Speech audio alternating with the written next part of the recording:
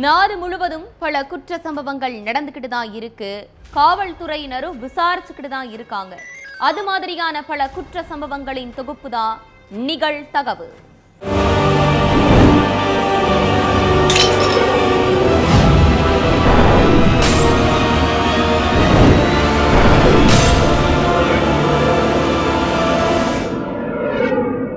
நிகழ்தகவு. செடிகளுக்கு தண்ணீர் ஊற்றுவதற்காக சென்ற இளம்பெண் பாலத்தின் கவரில் இருந்த மனித கைகளை பார்த்து தலைதெறிக்க ஓட்டம். ஓய்வு பெற்ற ராணுவ வீரரை 6 துண்டுகளாக வெட்டி வீசிய கொடூரம். நள்ளிரவில் காரில் வந்து உடல் பாகங்களை வீசி சென்ற கும்பல். ஓய்வு பெற்ற ராணுவ வீரரை துடிக்க துடிக்க கொன்றது ஏன்? கொலை செய்யப்பட்டவருக்கும் கொடூரமாக கொன்ற கொலையாளிகளுக்கும் என்ன சம்பந்தம்? நடந்தது என்ன?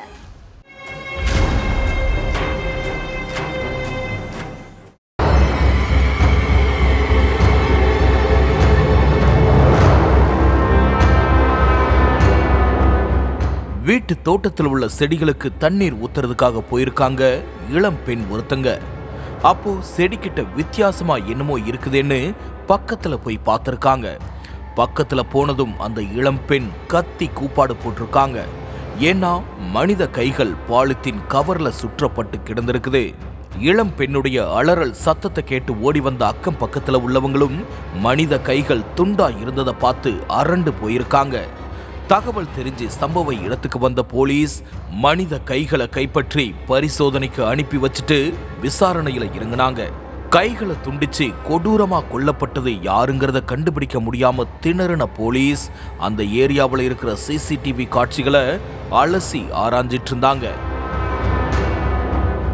அப்போ கைகள் மட்டும் கிடந்த பலியா மாவட்டத்துல வயிற்று பகுதி ஒரு இடத்துல, கால்கள் ஒரு இடத்துலன்னு மொத்தம் 6 இடங்கள்ல உடல் பாகங்கள் கிடந்திருக்கு. அங்கங்க தனியா கிடந்த உடல் பாகங்களை எடுத்த போலீஸ் எல்லாத்தையும் பரிசோதனைக்கு அனுப்புனாங்க. அப்பதான் போலீஸுக்கு கிடைச்ச எல்லா உடல் பாகங்களும் ஒரே நபருடையதுதான்னு உறுதியாகியிருக்கு. உடல் பாகங்கள் துண்டு துண்டா வெட்டி இருந்ததால கொலை செய்யப்பட்டவரு யாருங்கிறத கண்டுபிடிக்கிறதுக்கு முதல்ல சவாலா இருந்தாலும் ஒரு உடல் பாகத்துக்கு பக்கத்துல கிடந்த டிரைவிங் லைசன்ஸை வச்சு துப்பு துலக்கின போலீஸுக்கு அது ஓய்வு பெற்ற ராணுவ வீரர் தேவேந்திர குமாருடைய சடலம் தாங்கிறது தெரிய வந்திருக்குது.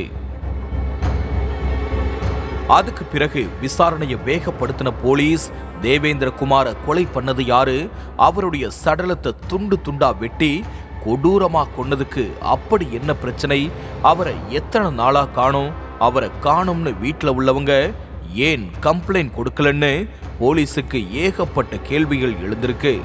அந்த நேரத்துல தான் தேவேந்திரனுடைய வயிற்று பகுதி கிடந்த ஏரியாவில் உள்ள ஒரு சிசிடிவி காட்சி போலீஸ் கையில சிக்கி இருக்குது. அந்த சிசிடிவி காட்சியில மே 10ஆம் தேதி நைட்டு 2 மணிக்கு கார் ஒன்று வந்திருக்குது. அதிலிருந்து இறங்கின 3 இளைஞர்களும் ஒரு பெண்ணும் தெருவில் யாராச்சும் இருக்காங்களான்னு சுத்தி முத்தி பார்த்துட்டு கார் டிக்கியில இருந்து ஒரு மூட்டையை இறக்கி இருக்காங்க. அதுல தேவேந்திர குமாருடைய உடல் துண்டு துண்டா வெட்டி வச்சிருந்ததும் அந்த உடல் பாகங்களை வெவ்வேறு இடங்கள்ல வீசினதும் தெரிய வந்திருக்குது. அந்த சிசிடிவியில இருந்த 3 பேர் யாரு, அவங்களுக்கும் தேவேந்திர குமாருக்கும் இடையில என்ன தொடர்புன்னு கண்டுபிடிக்க புலன் விசாரணையில இறங்கினாங்க. முதல்ல 3 பேரையும் பிடிச்சாதான் எல்லா கேள்விகளுக்கும் விடை கிடைக்கும்னு அவங்கள கண்டுபிடிக்க ஸ்பெஷல் டீம் அமைச்சு தேடுதல் வேட்டையில இறங்கி இருக்காங்க போலீஸ். அதுல அந்த 3 பேரும் பலியாவுல இருக்கிறதா தகவல் வந்திருக்குது. அடுத்து ஸ்பாட்டுக்கு போனவங்க 3 பேரையும் தொக்கா ஸ்டேஷனுக்கு தூக்கிட்டு வந்து விசாரணையை தொடங்கியிருக்காங்க. அதுல தான் கொடூர சம்பவத்துக்கு பின்னாடி இருக்கிற பகீர் பின்னணியே வெளிச்சத்துக்கு வந்திருக்கு. சிசிடிவியில இருந்த இளம்பெண் வேற யாரும் இல்ல, தேவேந்திர குமாருடைய மனைவி மாயதேவி அப்படிங்கிறதும் தெரிய வந்தது அதிர்ச்சியை கிளப்பி இருக்குது. உத்தரப்பிரதேச மாநிலம் பலியா பக்கத்துல இருக்கிற பகதூர் கிராமத்தை சேர்ந்தவர் தான் 55 வயசான தேவேந்திர குமார். ஓய்வு பெற்ற ராணுவ வீரரான இவர் மனைவி பசங்களோட வாழ்ந்துட்டு இருந்திருக்காரு. இவருடைய வீட்டுக்கு கொஞ்சம் தள்ளி இருக்கிற வீட்டுல குடியிருக்கிற அனில் யாதவ்ங்கிற லாரி டிரைவருக்கும் மாயதேவிக்கும் இடையில பழக்கம் ஏற்பட்டிருக்குது. தேவேந்திரகுமார் ராணுவத்தில் இருந்த கேப்ல தான் மாயாதேவிக்கும் அனில் யாதவுக்கும் நெருக்கம் அதிகமாகி இப்ப வரைக்கும் தொடர்ந்துட்டு இருந்திருக்கு. இதுக்கு நடுவுல தேவேந்திரகுமார் ராணுவத்திலிருந்து ரிட்டையர்ட் ஆகி பிரைவேட் கம்பெனில வேலை பார்த்துட்டு இருந்திருக்காரு. தேவேந்திரகுமார் வீட்டுல இல்லாத நேரத்துல அனில் யாதவ வீட்டுக்கு வர வச்சு 2 பேரும் தனிமையில இருந்திருக்காங்க. தன்னுடைய மனைவிக்கும் அனில் யாதவுக்கும் இடையில உள்ள தகாத உறவை பத்தி தேவேந்திரகுமாருக்கும் தெரிஞ்சு மனைவி கிட்ட பயங்கரமா சண்டை போட்டிருக்காரு. இனிமே அனில் யாதவ் கிட்ட பேசக்கூடாது, பழக கூடாதுன்னு சொல்லியிருக்காரு. ஆனா அவங்க கணவருடைய பேச்ச கேட்கிற மாதிரியே தெரியல. இதனால கணவன் மனைவிக்குள்ள பல முறை தகராறு ஏற்பட்டு அப்போ தேவேந்திரகுமார் கோபத்துல தன்னுடைய மனைவியை அடிச்சிருக்காரு. நம்ம விஷயம் வீட்டுக்காரருக்கு தெரிஞ்சு தினமும் சண்டை போடுறாரு, அடிக்கிறாருன்னு அனில் யாதவ் கிட்ட மாயாதேவி அழுதுகிட்டே சொல்லியிருக்காங்க. அதை கேட்டதும் ஆத்திரம் அடைஞ்ச அனில் யாதவ் தேவேந்திரகுமார் கிட்ட போய் சண்டை போட்டிருக்காரு. இனிமே அவகிட்ட சண்டை போடக்கூடாது, அவளை அடிக்க கூடாதுன்னு சொல்லி எகிரி இருக்காரு அனில் யாதவ். அதுக்கு மறுநாள் தேவேந்திரகுமார் வழக்கம் போல வேலைக்கு கிளம்பி போனவரு மதியமே வீட்டுக்கு வந்திருக்காரு. வீட்டுக்குள்ள நுழைஞ்சதும் அனில் யாதவுடைய சத்தம் கேட்டிருக்குது. என்ன ஏதுன்னு சந்தேகத்திலேயே பெட்ரூம்குள்ள போய் பார்த்தா அங்க மாயாதேவியும் அனில் யாதவும் கணவன் மனைவி போல தனிமையில இருந்திருக்காங்க. மனைவிய வேற ஒரு ஆணோட அப்படி பார்த்ததும் கொந்தளிச்ச தேவேந்திரகுமார் மாயாதேவிய சர மாரியா தாக்கியிருக்காரு. அப்போ வீட்டுல இருந்த கத்தியை எடுத்து கணவருடைய வயிற்றிலேயே குத்தி துடிக்க துடிக்க கொலை பண்ணியிருக்காங்க. இதெல்லாம் நடந்தது மே 10ஆம் தேதி மதியம் 1 மணிக்கு. சடலத்தை இப்போ வெளியே எடுத்துட்டு போனா மாட்டிக்குவோம்னு நினைச்சு அனில் யாதவும் மாயாதேவியும் நைட்டு வரைக்கும் வெயிட் பண்ணியிருக்காங்க. அது மட்டுமில்லாம தேவேந்திரகுமார் உடலை பாத்ரூமுக்கு இழுத்துட்டு போய் 6 துண்டா கட் பண்ணி பிளாஸ்டிக் கவர்ல பேக் பண்ணியிருக்காங்க. அடுத்து நைட்டு 1 மணி ஆனதும் தன்னுடைய ஃப்ரெண்ட்ஸ் மித்திலேஷ் பட்டேல், சதீஷ் யாதவையும் காரை எடுத்துட்டு வர வச்சிருக்காரு அனில் யாதவ்.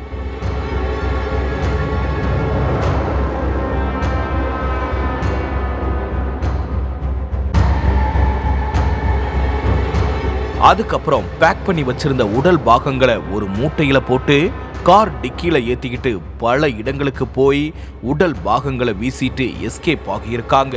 சொந்தக்காரங்க யாராவது தேவேந்திரகுமார் பத்தி கேட்டா ஆபரேஷன் சிந்தூர்க்காக ரிட்டையர்ட் ஆனவங்களை வர சொன்னாங்க, அதனால அவரு ராணுவத்துக்கு போயிட்டாருன்னு சொல்லி சமாளிச்சிருக்காங்க மாயாதேவி.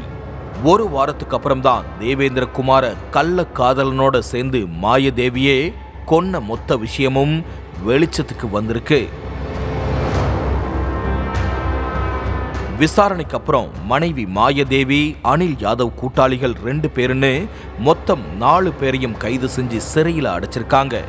தேவேந்திராவோட தலைப்பகுதி இன்னும் கிடைக்காததால தலைப்பகுதியை மட்டும் தேடிக்கிட்டு வர்றாங்க போலீஸ்.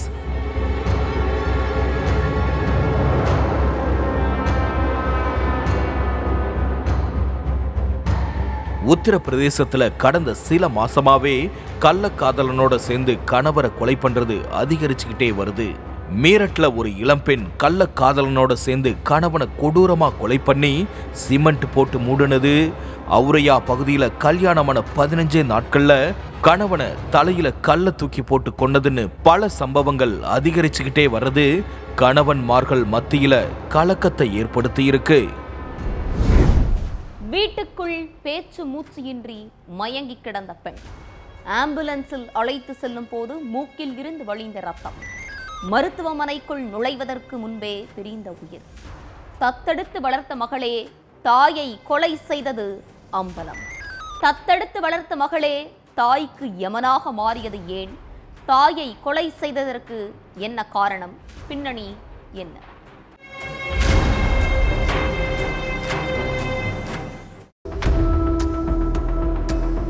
பக்கத்து தெருவில் இருக்கிற தன்னுடைய அக்கா ராஜலட்சுமி வீட்டுக்கு யதார்த்தமா வந்திருக்காங்க இளம்பெண். வாசல்ல கால் எடுத்து வச்சதுமே அக்கா அக்கான்னு கூப்பிட்டும் உள்ள இருந்து எந்த பதிலும் வரல. ஒருவேளை கதவை திறந்து வச்சுட்டு அக்கா எங்கேயாவது வெளியே போயிட்டாங்களோன்னு சந்தேகத்தோடையே வீட்டுக்குள்ள போயிருக்காங்க அந்த இளம்பெண். அப்பதான் வீட்டுக்குள்ள ராஜலட்சுமி பேச்சு மூச்சு இல்லாம மயங்கி கிடந்திருக்காங்க. அதுக்கப்புறம் பக்கத்து வீட்டுக்காரங்க உதவியோட ராஜலட்சுமியை மீட்டு ஹாஸ்பிட்டலுக்கு அழைச்சிட்டு போனாங்க. முதல்ல பார்த்தப்போ ராஜலட்சுமி உடம்புல ஒரு சின்ன காயம் கூட இல்லாம இருந்திருக்கு. அப்போ சரியா சாப்பிடாம இருந்ததுனாலதான் மயக்கம் போட்டு விழுந்திருப்பாங்கன்னு நினைச்சிருக்காங்க அக்கம் பக்கத்துல உள்ளவங்க. ஆனா ஹாஸ்பிட்டலுக்கு போற வழியிலேயே ராஜலட்சுமி மூக்குல இருந்து ரத்தம் வந்திருக்கு.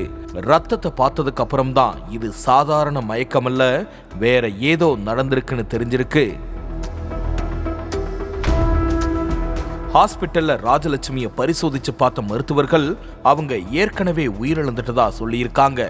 அது மட்டுமில்ல, அவங்கள யாரோ சரமாரியா அடிச்சிருக்காங்கன்னு, அடிச்ச அடியில மூளைக்கு செல்ல வேண்டிய நரம்பு பாதிக்கப்பட்டு மூக்குல இருந்து ரத்தம் வந்து உயிர் பிரிஞ்சிருக்கிறதாவும் சொல்லியிருக்காங்க மருத்துவர்கள். தகவல் தெரிஞ்சு மருத்துவமனைக்கு வந்த போலீஸ் ராஜலட்சுமிக்கு என்னாச்சு, எப்படி இறந்தாங்கன்றது சம்பந்தமா விசாரணை நடத்த ஆரம்பிச்சாங்க. அப்போ கொஞ்ச நாளாவே ராஜலட்சுமிக்கும் அவங்களுடைய 13 வயசு மகளுக்கும் இடையில அடிக்கடி தகராறு நடந்துகிட்டே இருந்துச்சுன்னு சொல்லியிருக்காங்க அக்கம் பக்கத்துல உள்ளவங்க. அதுக்கப்புறம் ராஜலட்சுமியுடைய 13 வயசு மகள் கிட்ட விசாரிச்சப்பதான் பல அதிர்ச்சிகரமான விஷயங்கள்லாம் வெளியே வந்து எல்லோரையும் உறைய வச்சிருக்கு.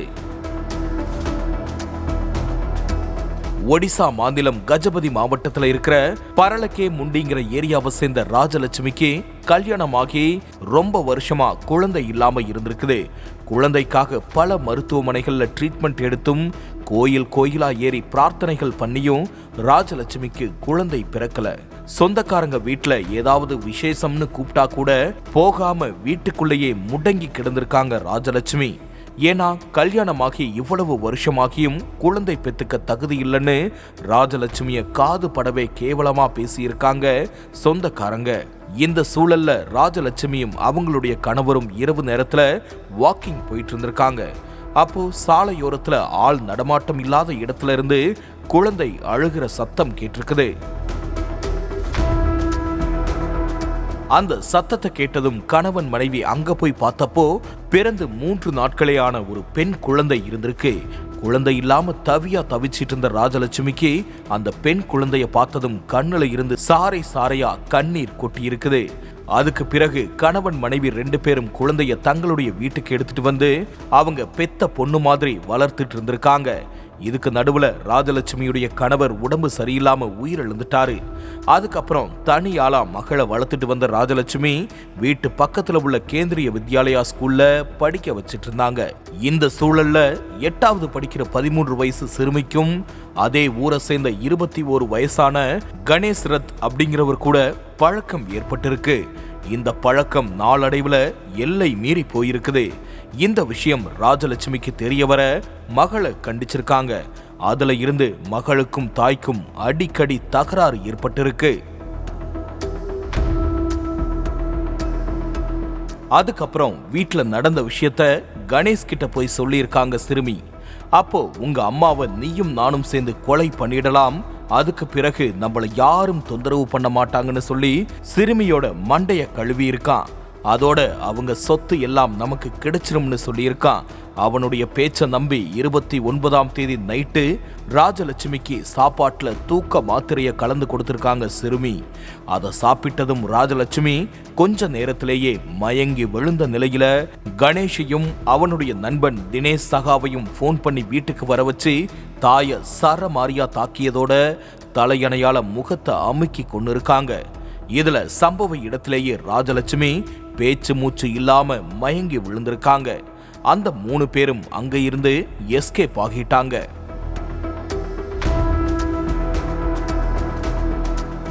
இதுக்கிடையில தான் மயங்கி கிடந்த ராஜலட்சுமியை ஹாஸ்பிட்டலுக்கு அழைச்சிட்டு போயிருக்காங்க அவங்களுடைய தங்கச்சி.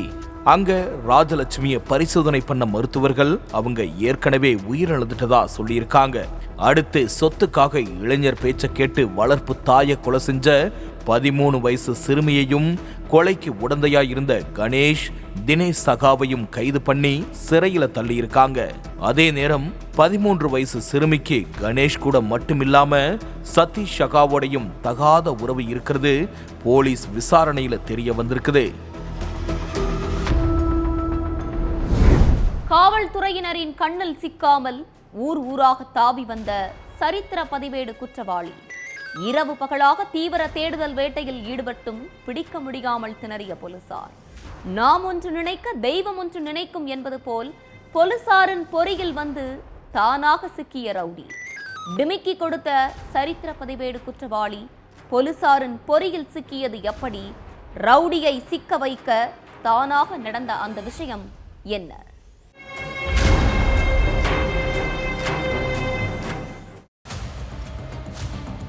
பேர்ல மட்டும்தான் ஆன்மீகம், சாந்தம் எல்லாமே. ஆனா நிஜத்துல ஒரு சரித்திர பதிவேடு குற்றவாளி தான் ரங்கநாதன்.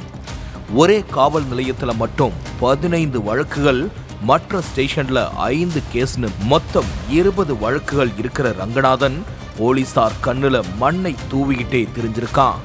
அவனை எப்படியாவது பிடிச்சிடணும்னு தேடுதல் வேட்டையில ஈடுபட்டிருந்திருக்காங்க போலீசார். ஆனா மரம் விட்டு மரம் தாவுற குரங்கு மாதிரி தான் இருக்கிற இடத்தை மாத்திக்கிட்டே இருந்திருக்கான் ரங்கநாதன். அப்பதான் ரங்கநாதனை போலீஸ் கிட்ட தானா வந்து சிக்கிற மாதிரி ஒரு சம்பவம் நடந்திருக்குது. அந்த சம்பவத்துல தான் ரங்கநாதனை ஸ்மார்ட்டா மடக்கி இருக்காங்க போலீஸ்காரங்க.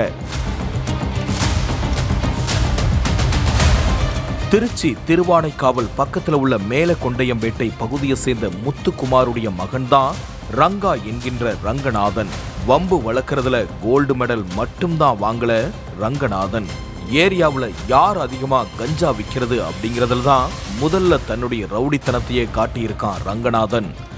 சொந்த ஊர்ல உள்ள இளைஞர்கள் கிட்ட கஞ்சா விற்கிறதுல போட்டி போட்ட ரங்கநாதன் பக்கத்து ஊர்க்காரங்க கிட்ட சாதி ரீதியா சண்டை இழுத்து கலவரத்தை தூண்டிவிட்டு நேக்கா ஓடிடுவானா. அதுக்கு பிறகு 2 ஊர்க்காரங்களும் அடிச்சுக்கிட்டு உருளுவாங்க. அதை பார்த்து சந்தோஷப்படுறது தான் அவனுடைய பெரிய பொழுதுபோக்கேன்னு சொல்றாங்க அங்க உள்ளவங்க. மது குடிச்சிட்டு பக்கத்து ஊருக்கு போய், நீங்கெல்லாம் எப்படி இவ்வளவு பெரிய வீடு கட்டுறீங்க? சாதியில எங்களை விட குறைஞ்ச நீங்க எப்படி பெரிய வீடு கட்டலாம்? அதுக்கு உங்களுக்கெல்லாம் என்ன தகுதி இருக்குன்னு பிரச்சனை பண்றதுதான் ரங்கநாதனுடைய வழக்கமே. அப்படி ரங்கநாதனுக்கும் பக்கத்து ஊர்க்காரங்களுக்கும் பல முறை சண்டை நடந்திருக்குது. அதுல பக்கத்து ஊர் இளைஞர்களை கொலை செய்யற நோக்கத்துல ஆயுதங்களோட போய் பிரச்சனை பண்ணியிருக்கான் ரங்கநாதன். அந்த சாதி சண்டையும் கொலை முயற்சியும் போலீஸ் ஸ்டேஷன் வரைக்கும் போய் வழக்கும் பதிவாகி இருக்குது. தேவையில்லாம பலரை மிரட்டுறது, அடிதடியில இறங்குறதுன்னு ஊருக்குள்ளேயே தன்னுடைய இருப்ப ரவுடித்தனத்துல மட்டும் காமிச்சிருக்கான். அதே மாதிரி கட்ட பஞ்சாயத்து செய்யறதுலயும் ரங்கநாதனுக்கு தனி திறமைதான். தேவையில்லாம பலரை மிரட்டுறது, அடிதடியில இறங்குறதுன்னு ஊருக்குள்ள தன்னோட இருப்ப ரவுடித்தனத்துல தான் காட்டியிருக்கான் ரங்கநாதன். அவனுடைய அடாவடிய தாங்க முடியாத பலர் போலீஸ் ஸ்டேஷன்ல போய் கம்ப்ளைண்ட் கொடுத்திருக்காங்க. அப்படி ஸ்ரீரங்கம் போலீஸ் ஸ்டேஷன்ல மட்டும் ரங்கநாதன் மேல 15 வழக்குகள் பதிவாகி இருக்கு. அதே மாதிரி ஸ்ரீரங்கம், லால்குடி, திருவரம்பூர் உள்ளிட்ட காவல் நிலையங்கள்ல 5 வழக்குகள் பதிவாகி இருக்குது. ஏதோ மாமியார் வீடு மாதிரி சிறைக்கு போறதும் வர்றதுமா தான் இருந்திருக்கான் ரங்கநாதன். 15 முறை சிறைக்கு போன ரங்கநாதன் மேல ஒரு குண்டாசும் பாஞ்சிருக்குது. ஆனாலும் ஜாமீன்ல வெளியே வந்து தன்னுடைய வேலையை காட்டிட்டு இருந்த ரங்கநாதன் போலீஸ் கண்ணுல சிக்கவே இல்லை. அதுக்கு பிறகு அவனை பிடிக்க தீவிரமா இறங்கின போலீசாருக்கு ரங்கநாதனுடைய அப்பா வயது மூப்பு காரணமா உயிரிழந்த தகவல் கிடைச்சிருக்குது. தன் அப்பாவுடைய இறுதி சடங்குக்கு ரங்கநாதன் கண்டிப்பா வருவான்னு கணிச்ச போலீசார் மக்களோட மக்களா கையில மாலையும் முகத்துல சோகமுமா நின்னுருக்காங்க. நினைச்ச மாதிரி ரங்கநாதனும் அப்பாவுடைய இறுதி சடங்குக்கு வந்திருக்கான். என்னதான் ரவுடியா இருந்தாலும் வந்த பாசம் இருக்கத்தானே செய்யும்னு இறுதி சடங்கு முடிகிற வரைக்கும் பொறுமை காத்த போலீசார் அதுக்கு பிறகு கோழி அமுக்கிற மாதிரி ரங்கநாதனை கைது பண்ணி சிறையில தள்ளி இருக்காங்க. போலீசாருக்கே ஆட்டங்காற்று அளவுக்கு ரங்கநாதன் தைரியமா இருந்ததுக்கு ரவுடி கோப்பு நாகராஜ் சப்போர்ட் தான் பலர் சொல்றாங்க. அதனால அந்த கோப்பு நாகராஜ் கேஸையும் தூசி தட்டி விசாரிக்க வேண்டிய விதத்துல விசாரிச்சு நடவடிக்கை எடுத்தா ரவுடித்தனத்தை குறைக்கலாம்னு பலர் சொல்றாங்க. இரவு நேரத்தில் வீட்டில் தனியாக இருந்த பெண்ணை தாக்கி 5 சவரன் நகை கொள்ளை. கூடவே பெண்ணிடம் பாலியல் துன்புறுத்தலில் ஈடுபட முயற்சி. கணவர் வெளியூர் சென்றிருப்பதை முன்கூட்டியே அறிந்து கொண்டு பெண்ணின் வீட்டிற்குள் நுழைந்த மர்ம நபர்கள் யார்? கொள்ளை சம்பவத்தில் ஈடுபட்டது பெண்ணின் வீட்டுக்கு அடிக்கடி வந்து செல்லும் நபர்களா அல்லது வெளியூரில் உள்ளவர்களா? பின்னணி என்ன?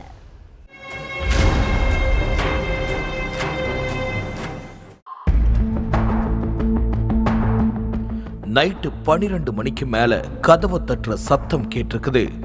இந்த நேரத்துல யாரு கதவை தட்டுறா? கணவர் வேற வெளியூர் போயிட்டாரேன்னு யோசிச்சுக்கிட்டே வேலூர் பேர்ணாம்பட்டு அடுத்த ஏரிக்குத்தி கிராமத்தை சேர்ந்த பல்லவி கதவை திறந்திருக்காங்க. கதவை ஓபன் பண்ணதும் படார்னு உள்ள புகுந்த ஒரு மர்ம நபர் பல்லவிய தள்ளி விட்டு கதவை லாக் பண்ணியிருக்கான். அரை தூக்கத்திலேயே இருந்த பல்லவி பதற்றத்துல, யாரு நீங்க, போலீஸுக்கு போன் பண்ணிருவன்னு கத்தி இருக்காங்க. அப்போ கண்ணத்துல பலார்னு ஒரு அறை விட்டு அந்த மர்ம நபர், வாய திறந்தன்னா உசுறு இருக்காது, ஒழுங்கு மரியாதையா பீரோவில் இருக்கிற நகை பணத்தை எல்லாம் கொடுன்னு மிரட்டி இருக்கான். ஆனா பல்லவி நகைய கொடுக்கிற மாதிரி தெரியல. அதனால கடுப்பான முகமூடி அணிஞ்சிருந்த அந்த கொள்ளையன் பல்லவிய பல இடங்கள்ல தாக்கியிருக்கான். அதோட பாலியல் துன்புறுத்தல்ல ஈடுபடவும் முயற்சி பண்ணியிருக்கான். கொள்ளையன் அடிக்கிறப்ப கூட தாங்கிக்கிட்ட பல்லவி பாலியல் சீண்டல்ல ஈடுபட்டதால பயந்து போய் பீரோ சாவியை எடுத்து கொடுத்திருக்காங்க. அதுக்கு பிறகு 5 சவரன் நகையை எடுத்துக்கிட்டு அங்க இருந்து எஸ்கேப் ஆகியிருக்கான் அந்த கொள்ளையன்.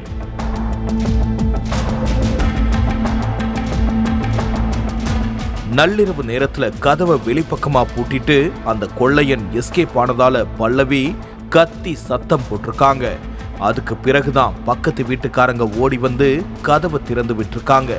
கொள்ளையனுடைய தாக்குதல்ல காயம் ஏற்பட்டு வலியால துடிச்சிட்டு இருந்த பல்லவிய ஹாஸ்பிட்டலுக்கு அனுப்பி வச்ச பக்கத்து வீட்டுக்காரங்க போலீஸுக்கும் தகவல் கொடுத்திருக்காங்க. அதுக்கு பிறகு ஹாஸ்பிட்டலுக்கு போய் பல்லவி கிட்ட விசாரணை நடத்தியிருக்காங்க போலீசார். அதுல என்ன நடந்ததுங்கிறத சொல்லியிருக்காங்க பல்லவி. மளிகை கடை வச்சு நடத்திட்டு இருக்கிற என்னுடைய கணவர் உறவுக்கார வீட்டுக்கு போயிருக்காங்க. என்னுடைய 2 மகள்களும் மகனும் வெளியூர்ல தங்கி படிச்சிட்டு இருக்காங்க. அதனால நான் மட்டும்தான் வீட்டுல தனியா இருந்தேன்னு சொன்ன பல்லவி, நள்ளிரவு நேரத்துல முகமூடி கட்டிட்டு வந்த ஒருத்தன் அடிச்சு பாலியல் துன்புறுத்தல் செய்ய முயற்சி பண்ணி நகைய பறிச்சிட்டு போனதா சொல்லியிருக்காங்க.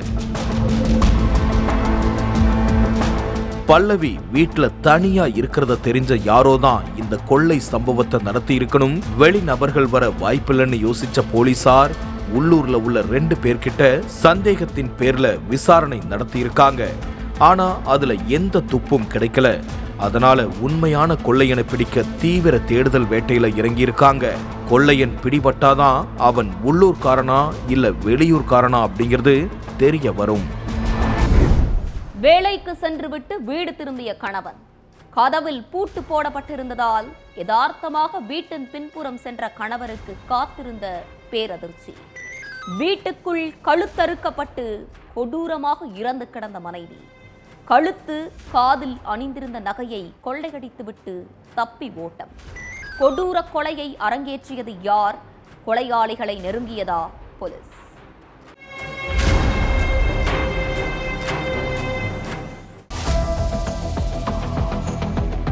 விவசாய நிலத்துக்கு மத்தியில ஒரு தோப்பு வீடு. அந்த வீட்டை சுத்தி அரை கிலோமீட்டர் தூரத்துக்கு ஒரு வீடு கூட கிடையாது. கத்தி கூப்பாடு போட்டா உதவிக்கு ஒரு ஆள் கூட வரமாட்டாங்க. அப்படிப்பட்ட ஒரு இடம்தான் நீலகிரி மாவட்டம் நெலாக்கோட்டையில உள்ள 9வது மைல் பகுதி. இந்த இடத்துல மூதாட்டி ஒருத்தங்க ரண கொடூரமா கொலை செய்யப்பட்ட சம்பவம் நீலகிரி மக்களை அதிர்ச்சியில உறைய வச்சிருக்குது. மயில் பகுதியில வாழ்ந்துட்டு வந்திருக்காங்க வயசான தம்பதி முகமது, மைமூனா. இந்த தம்பதிக்கு 3 பசங்க இருக்காங்க. அவங்க எல்லோருமே கல்யாணமாகி வெளியூர்ல வாழ்ந்துட்டு வராங்க. தோப்பு வீட்டுல முகமது, மைமூனா மட்டும்தான் தனியா வாழ்ந்துட்டு இருக்காங்க. முகமது பாடாந்துறையில இருக்கிற அரபிக் காலேஜ்ல வாட்ச்மேனா வேலை பார்த்துட்டு இருந்திருக்காரு. எப்பவும் காலையில 6 மணிக்கெல்லாம் வேலைக்கு கிளம்பிடுவாராம் முகமது. அதே மாதிரி 16ஆம் தேதியும் வழக்கம் போல காலையில 6 மணிக்கெல்லாம் வேலைக்கு கிளம்பி போயிருக்காரு. அப்போ மனைவி மைமூனா மட்டும்தான் வீட்டுல தனியா இருந்திருக்காங்க. கணவர் முகமது வழக்கமா வேலையை முடிச்சிட்டு சாயந்தரம் 6 மணிக்கு வீட்டுக்கு வந்திருக்காரு.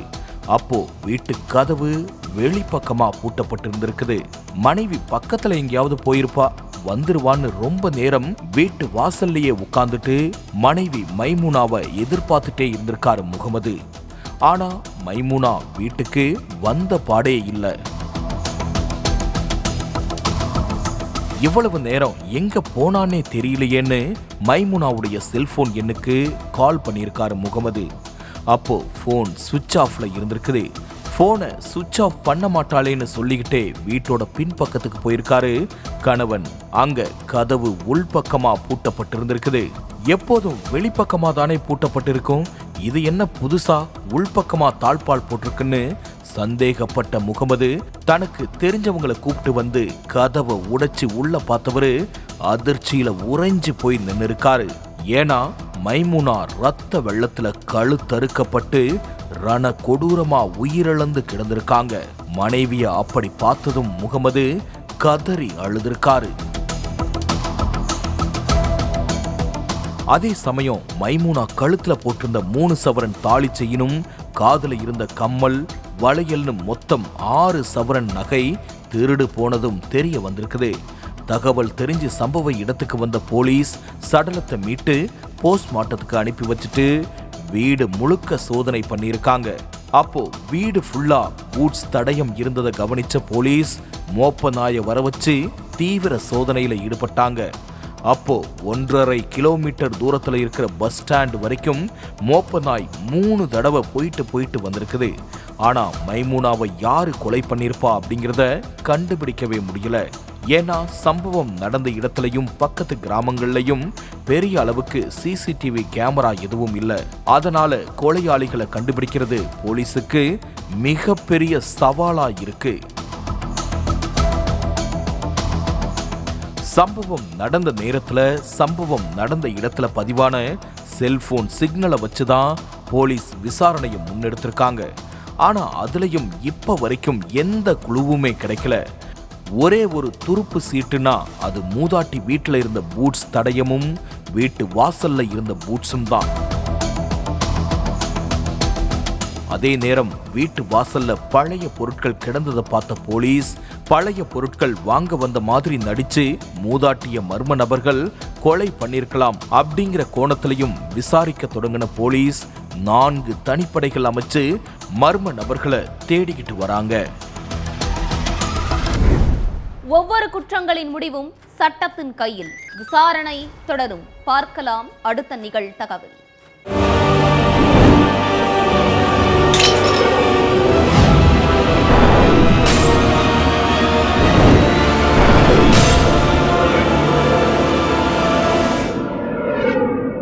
நிகழ்தகவு